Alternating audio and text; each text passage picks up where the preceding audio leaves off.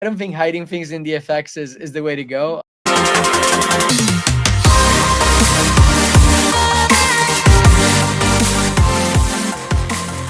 Hello and thank you for joining us. This podcast is called The Future of Finance is Open, and we're going to explore the very future of money, hopefully in all of its democratized, enhanced, more inclusive and decentralized glory. I'm Ian Horn, author of Why DeFi Matters, and I'm co-hosting with Aaron J. Katakam, author of the book that this podcast is named after, and funnily enough, that's also called The Future of Finance is Open. Now, Aaron J., we have such a good guest to introduce to the first episode. I'm really excited about this, and he is waiting in the background. But first, like the future of finance is open, we need to talk about this.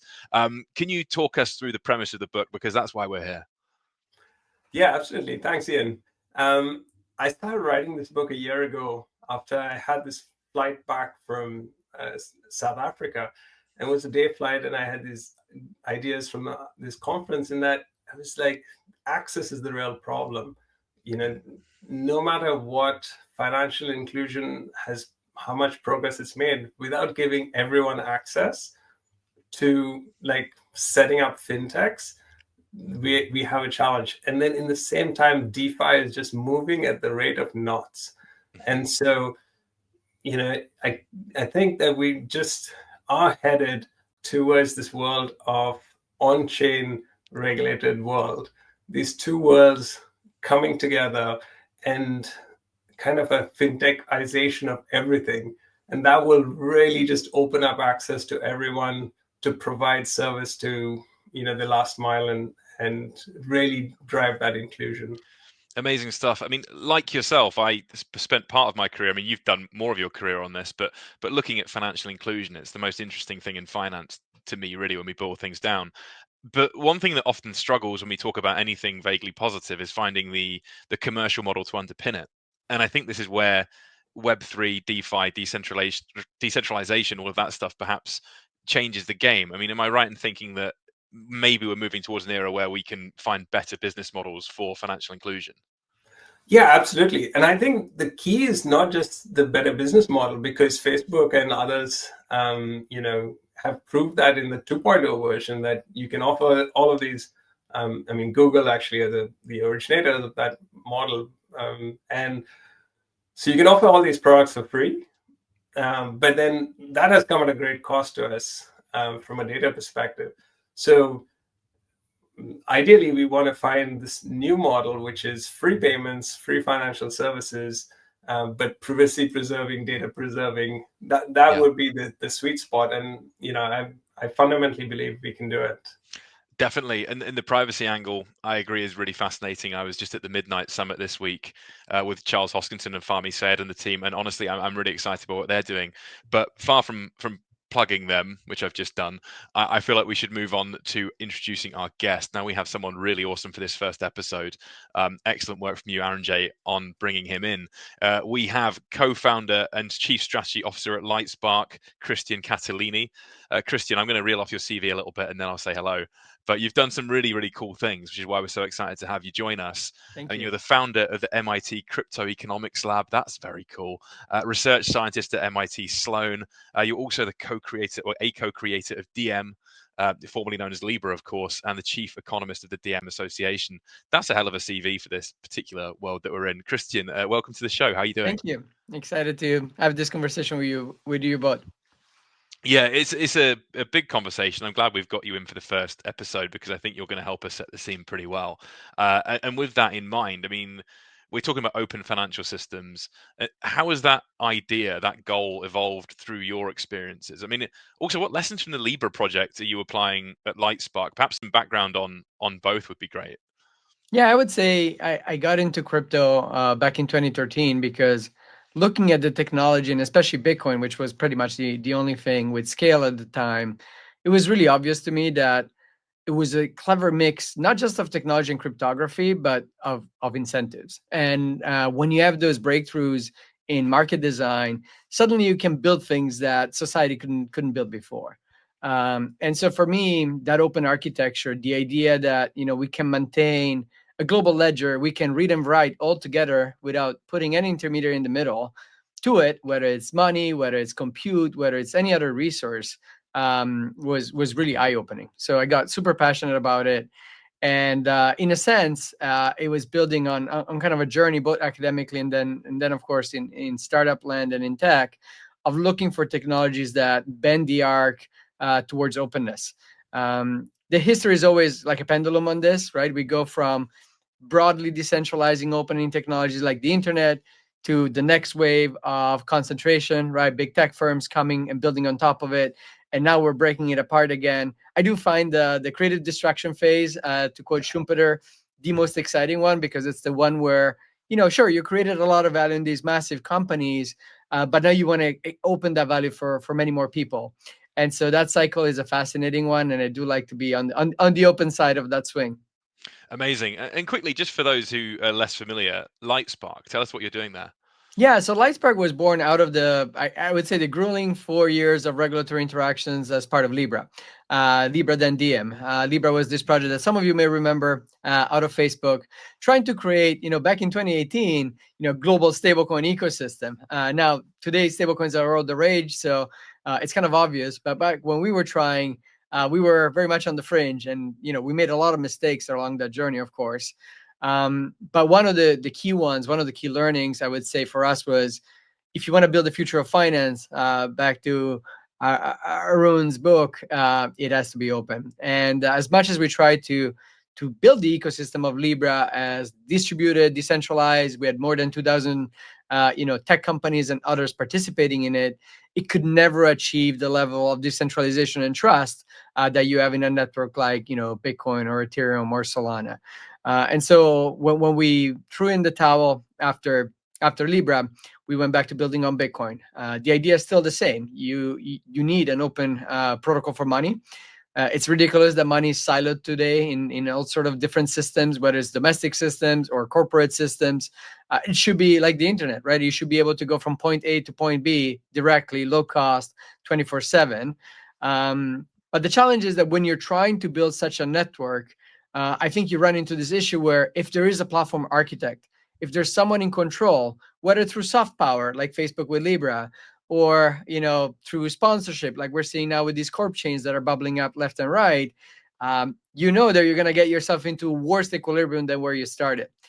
Finance is already fairly concentrated if you think about the banking system, the card networks, and I think crypto, if misused, could lead to an even worse outcome. You could have one giant global fintech, or maybe a couple. You could have one giant global payment network. And so, yeah, there's a battle between open and closed in crypto. And, with Lightspark, we're definitely on the side of open. Fascinating stuff. And actually, when we were talking about this before we got on the call, you were saying that, the perception of DM, Libra, whatever we're going to call it, has often been more negative than you think it deserved to be. I mean, you've mentioned thousands of contributors being involved there, versus that very common perception that it was going to be a kind of power grab for the future of money for the likes of Facebook, Meta, whoever. I mean, actually, quickly, Aaron J, I mean, was that the perception you had of Libra and DM? I think from the financial inclusion world, this idea of it being a panacea to solving financial inclusion was one that I think the financial inclusion industry kind of took umbrage with this. Like, we've been doing this for decades and we haven't made any kind of progress, and these guys are going to come along and suddenly everyone's going to have an account and money. Jealousy on that, yeah. I can see that. I mean, we did have distribution, right? So now, if you put aside the regulatory challenges, right, and I think it's a fair criticism, but there's also another part to that story, which is, yes, to get to true financial inclusion, you really need to cross the last mile, right? You need to get all the way to cash. You need to be able to spend. But it is true, and I think this is going to materialize in a few years, that with stablecoins, with all these digital assets, and with non-custodial wallets, people will have a bank in their pocket. And the cost of delivering those funds is going to be many times less than it used to be. And so I think we were just early, which honestly, it's as bad as being wrong. But I would push back on it could not have achieved financial inclusion, because, 3 billion users is 3 billion users. And so, yeah, there's a lot you can do. As we've seen, for example, in China, China made massive strides in financial inclusion, even if it ended up being concentrated in, Alipay and WeChat. But like it went from essentially an economy based on banknotes to an economy based on text, digital messages and payments. So it can be done. No, and it is now being done, right? Like, so I think that's what excites me about this future. I think at that time, as most, and including me, were very naive to how all of this would take place.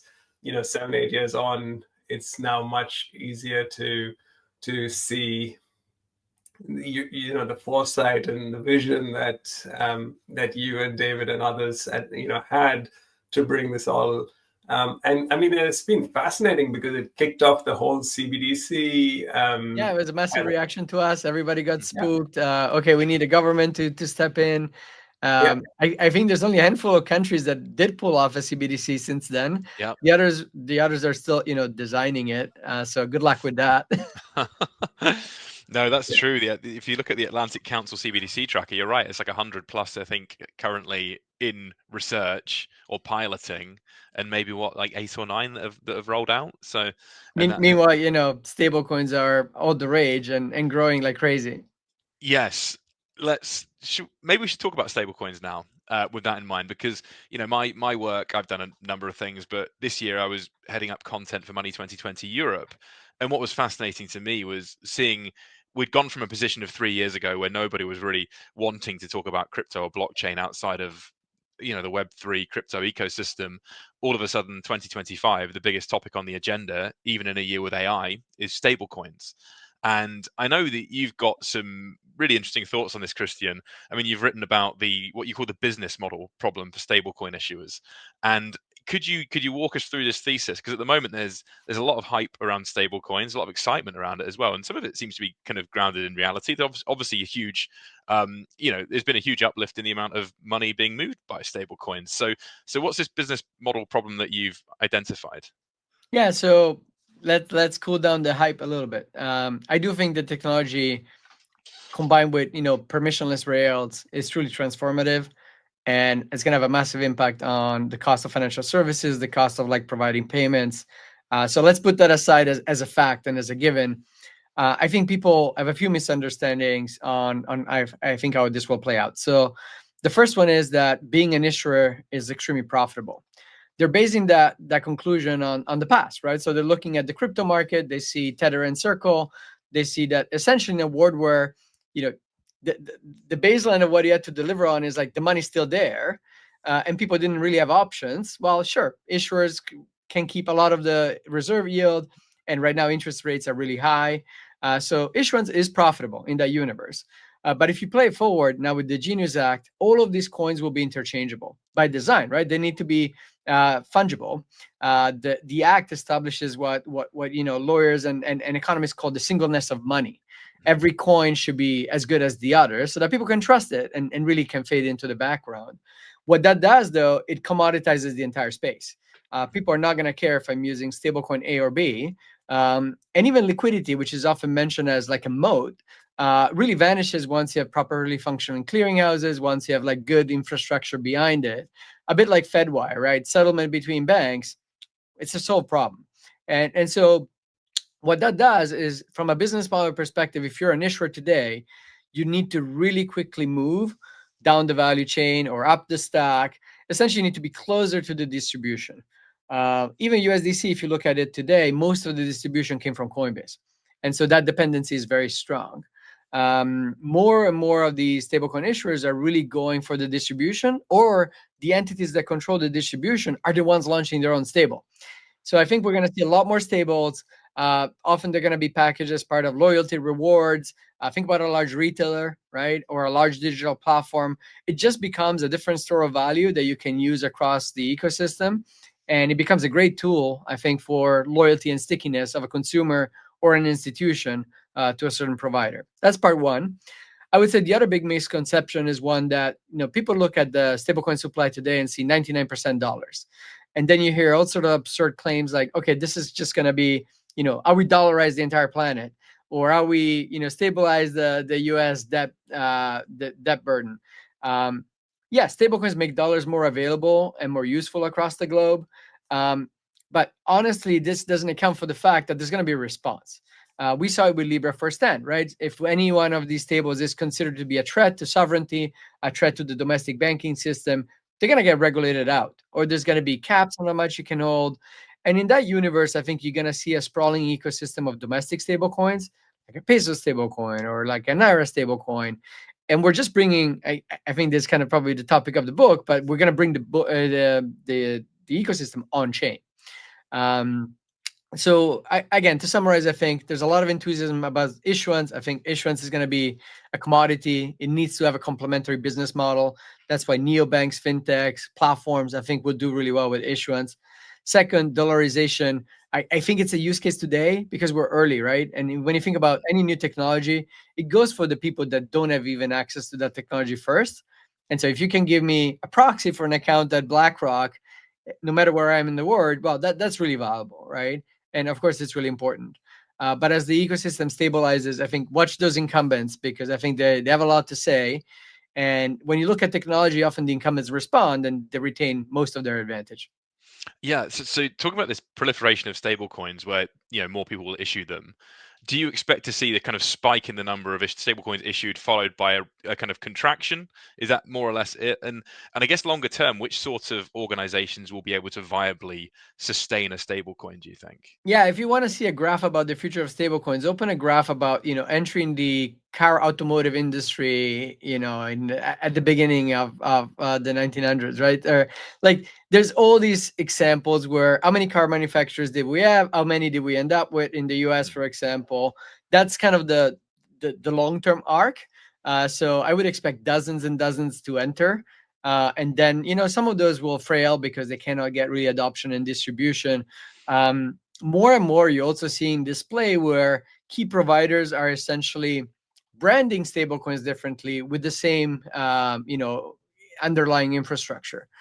In that case, again, how many branded cards do you have, right? For credit cards, how many store balances do people have in different apps? I think it's going to be a very similar word.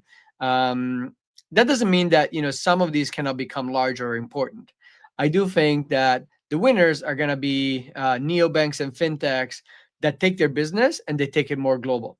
I would say the biggest leverage point for a neobank or a fintech player today is like, okay, before I had to be regulated in every country, and of course, this is going to change over time, right? And stablecoins are going to be more and more regulated in many countries. But today, you can often launch a non custodial wallet anywhere on the planet that acts and behaves almost like a Venmo or a Cash App or any one of these. Now, the functionality is not really one to one, but we're getting there. And so I think it's going to be a whole sprawling new set of entrants, especially also the fast moving that are already in, using this to go a lot bigger. Yeah, fascinating stuff. I got one more thing, then I'm going to let Andrzej get a word in because I'm really enjoying this. Next question is the dollarization point. I can't attribute this comment, but someone I heard at an event recently was saying how there's a possible future where stable coins maybe exist in 7 or 8 fiat currencies, backed by 7 or 8 fiat currencies, and no more. Does that sound more or less correct, or do you think even smaller, nations will be able to issue stable coins? Possibly. I mean, I think most of the liquidity will be reflecting kind of the liquidity today, right? So I'm not saying that dollar stablecoins will go to, 30% or 40%. Yeah. If the United States retains its role that it has today, you should expect anywhere between 68 and, 88%. That's the range between kind of global effects and trade that is denominated in dollars today. Maybe even a bit more, right? Because if it has better software, if it comes with better applications, then okay, maybe the dollar stays at 90, maybe even 95. But all I'm saying is there's going to be room for more.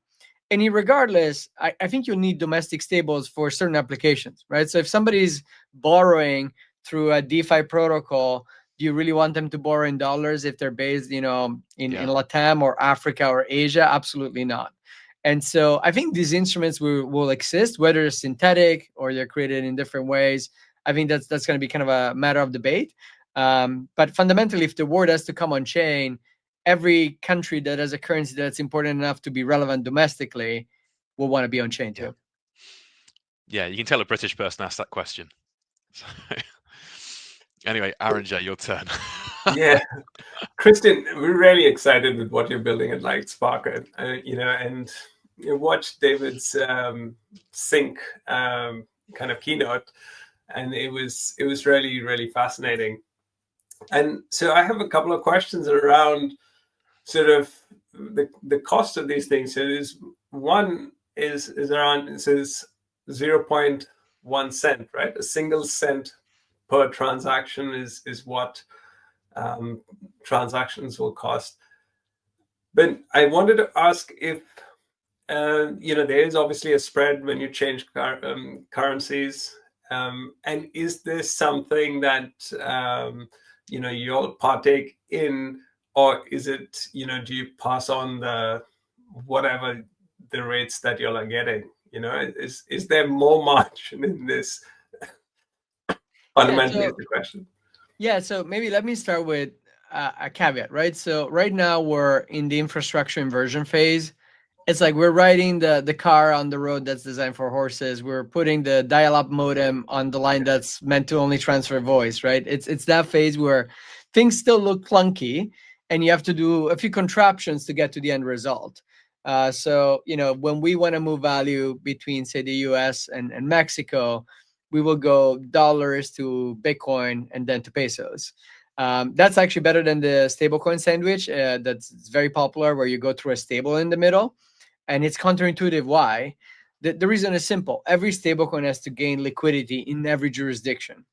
And of course, we're already seeing more fragmentation. But there's one digital asset, the leading asset in the crypto market, that it's everywhere and has deep liquidity, and that asset is Bitcoin. Now, people often worry, okay, Bitcoin is volatile. But the reality is that if you're coming in and out of Bitcoin really quickly, volatility is really contained. It's like a pipe. So in that scenario, I would say that settlement on chain, when you think about something like Lightning or Spark, it's trending towards very, very low amounts, right? Whether it's a cent or even less. That's kind of probably where we're going to be in a few years anyways. And there's many solutions for that. But then the key part is, how do you make that money actually useful? You still need to often land it into a bank account. You need to land it into like a mobile money account or digital wallet. And so in this infrastructure inversion phase, yes, we have super low cost for moving things on chain. And then we still have some friction on the first and last mile. And so part of the job that we're doing, for example, with Grid, is can we build a network where if you want to use this for doing creator payouts, for B2B payments, for P2P payments, you get the best, not only the best network in the back end, but also you get really cheap on and off ramps. It's work in progress, right? So we have about 60 plus countries where you can do this. Of course, the world is made of more of 60 countries. Not every country has real-time domestic payment systems. And so it's kind of frustrating, right? Because we can do everything real time until you enter the country, and then things slow down, whether it's a few hours or a day. But as these domestic systems improve, to answer your question, I think, first of all, there's going to be some money on the infrastructure, so empowering all of that. And then it's also going to be added value services. So if you're in that ecosystem, I think it's fair to assume, look, the cost of moving value will trend towards zero, but there's workflows around payments that are still meaningful, useful to your customers, that whether they're AI powered or not, that's where the value is. I don't think hiding things in the FX is the way to go. I'm a big fan of transparency. We suggest all our customers to be very transparent about, this is the network fee, this is the exchange rate, go check it on Google. I would say there's nothing more powerful that what we've seen is like when SoFi customers, so we're powering now SoFi movement between the US and Mexico, they're expanding to more. We say it, they just go check the rate on Google, and you'll see it's in the ballpark, right? It's tiny deviations that are kind of reversions to the mean. And when people see that, they trust it, right? So they see, okay, you're being transparent, I know what I'm paying, it's real time, it's low cost, and it just works, which is kind of the beauty of it. Most people that have tried the SoFi experience, I don't think really know that Bitcoin is involved. They just see dollars and pesos, which it's the future. And that's awesome. Actually, I love the transparency bit, because I've called this confusion pricing for the remittance companies who say there's zero fee, and then they put 5% on there. Free transfers. Well, except mid-market is far from where we are. Yeah, exactly. So this is fantastic. No, it's great to hear. And the second part of my thing is what will, over time, what do you expect those who currently make what I call super profits, the traditional payment networks, some of which have such great margins, greater than those of perfume companies, and what will happen to sort of the Visas and the Mastercards of the world? I think the famous quote, right? Your margin is my opportunity. But jokes aside, look, I think many of the incumbents will transform themselves, and they probably also realize that things are changing, right? If I'm going from competing on a network that I have control over to one that's more open, I have to compete on the added value. I have to compete on what I can layer on top. So I don't think the card networks are doomed, and in fact, a lot of the technology we're building, I think, would empower them and many others, I think, to deliver better services. Now, of course, the margins will have to come down because the underlying technology is really cheap and it's really efficient. And so, yeah, I think it's true that look at music, right? When streaming or piracy first actually came about, everybody said, okay, artists not going to be able to monetize anymore.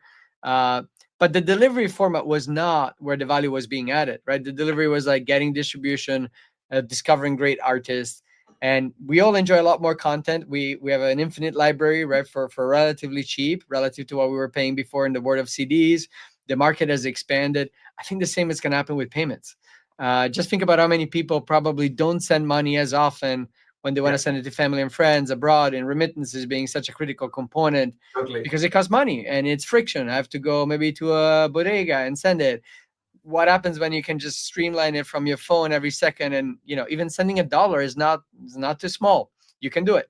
So that's kind of magical. Yeah, awesome.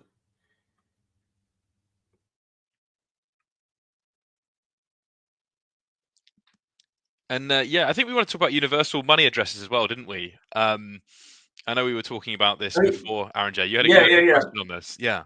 Yeah, absolutely. So I wrote a paper when I was at the UN, and on the thesis of this was that, so what happened actually when COVID hit is Western Union and MoneyGram did 4 years of growth in 2 months because there's this big move to digital. And what we realized is, so the UN SDG 10.c is like bring remittances to 3%, but it's been stubbornly stuck at 6%. And but digital is 2.2% cheaper. So in a way, if we just move people to digital, then it would be, they would be already so much better.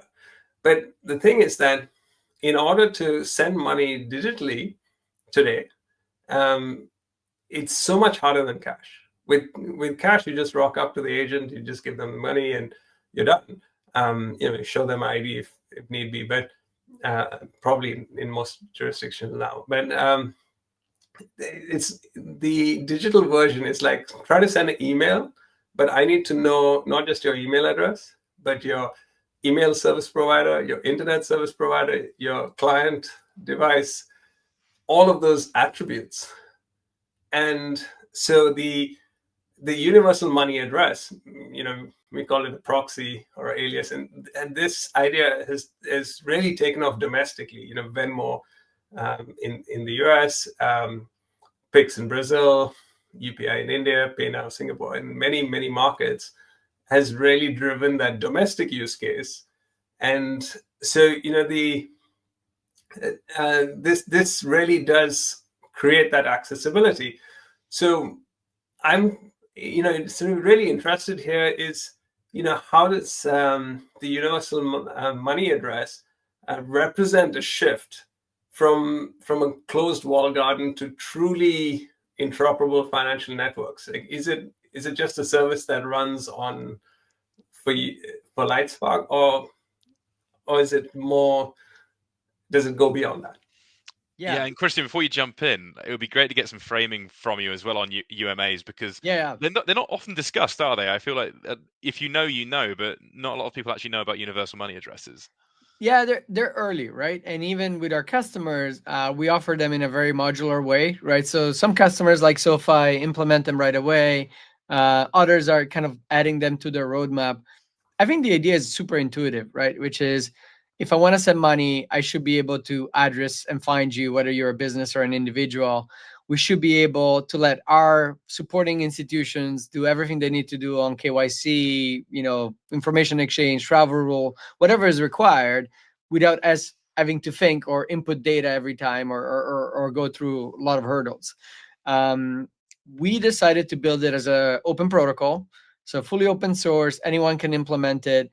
We also decided to make it super simple. So I wouldn't call it like an identity layer. It's way more simple than that. Anyone that knows how to manage DNS can essentially have UMAs.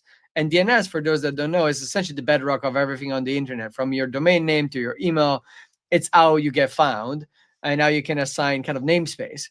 And so $user sign, at domain.com or whatever your provider is, becomes a super simple way for me to find you. So it's not unlike, the cache tags or the different handles that even you have on public systems like Pix, but it's across applications.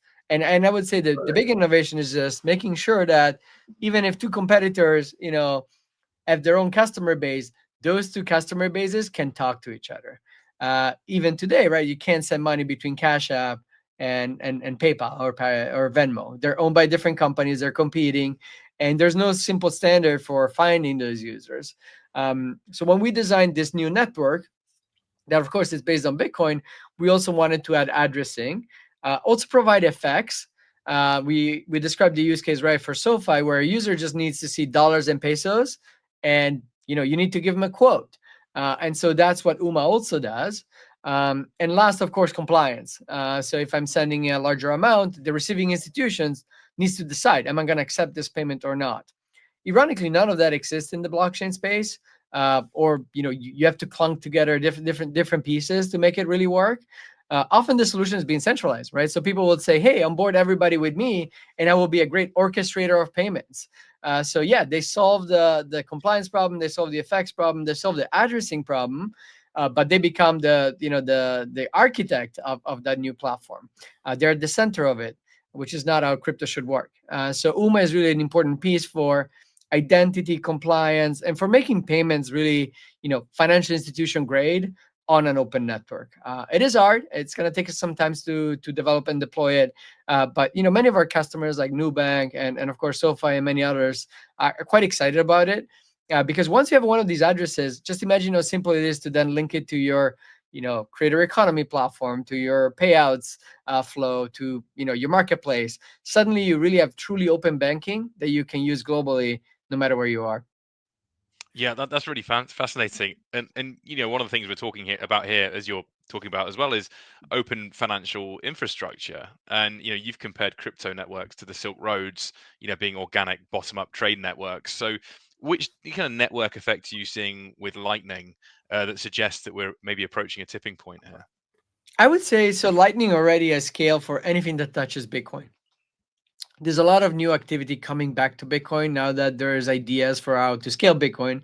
In the early days of crypto, everybody thought, okay, we need a new network because Bitcoin is just too constrained. But engineers are really clever, and so now we found ways to really push Bitcoin to the limit and to scale Bitcoin. Lightning is kind of the Fedwire of the Bitcoin ecosystem. It works really, really well between large institutions. So if you have a Coinbase and a Binance or a bank, that's where we've deployed Lightning at enterprise scale. It's working efficiently, but where Bitcoin hasn't gone yet, or at least where Bitcoin hasn't come back to, is non-custodial. I remember when I used to teach the early crypto class at MIT in 2013 on crypto. Some people thought I was crazy, but we would do test transactions with students just to show them how it works. And you could send a tiny fraction of a Bitcoin. So don't ask me how much money was exchanged inadvertently in those experiments. But you can't do that today anymore, right? So if you want to onboard someone to Bitcoin, well, an L1 transaction is going to be expensive. And so in many parts of the globe, that experience of holding a tiny fraction of a Bitcoin is gone. and so you need new technology. So we started building on Lightning, and then we evolved it into Spark. Spark is a way where you can take the core concepts of Bitcoin and scale them to potentially billions of users. I mean, that's quite exciting. Because again, I think many of us were onboarded to crypto by receiving, a tiny fraction of a Bitcoin, and I think soon, you'll be able to do that at scale again, which is going to be, I think, magical. Yeah, I think that's really, and we talked about the financial inclusion piece earlier, and my book, I really got into this thing about open finance really being able to serve the 4 billion people who are without financial safety nets, get sort of more products and access to those things. And I can see how the Spark network is enabling financial access. But can you just give us more color in, particularly maybe partnerships with Yellow Card or others? Just give us some examples of how that's happening already today. Yeah, I would say, again, early days, but an important part of Grid is going on and off from any domestic payment system. So we think that crypto is really useful, but in the end, people will need to be able to withdraw cash or go and spend it at a merchant. And so part of the journey is actually kind of boring payments plumbing business, which is connecting this high performance new network on top of Bitcoin to all the old stuff. I do think that that's super important for financial inclusion. And every time we can bring down the cost of that off ramp, in many of these corridors, you're looking at below 50, if not 15 bips, or even below. So the system's getting cheaper and cheaper and cheaper. And I think that will drive financial inclusion. But the other big component is like, where are you going to custody this?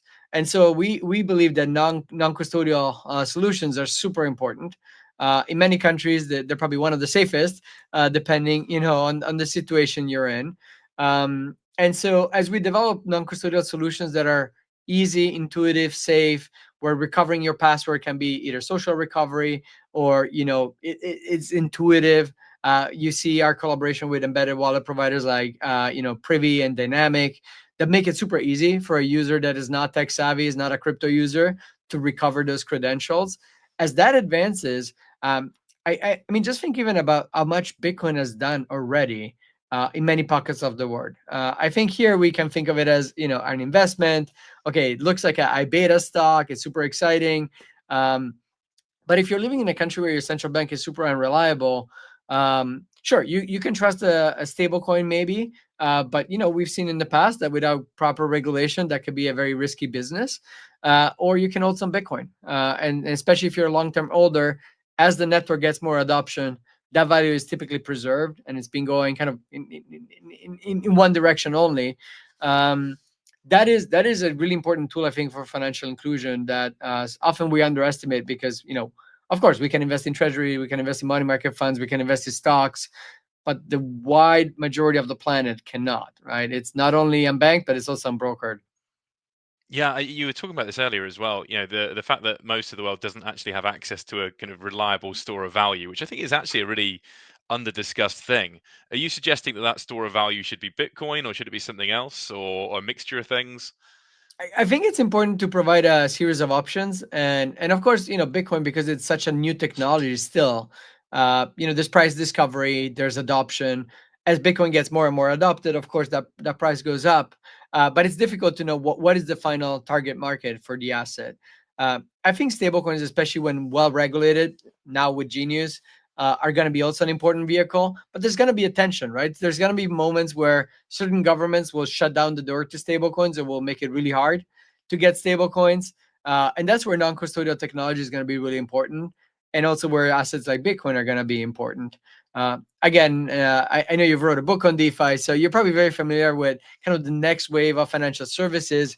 I'm kind of excited at thinking about, okay, if stablecoins like Tether are kind of basic store of value, if Bitcoin is a novel store of value, now we start layering credit, lending, all the financial primitives, and suddenly, no matter where you are on the globe, you have access to a DeFi pool that can give you money, lend you money. You can start doing all the proper things. Well, now the financial system is truly open.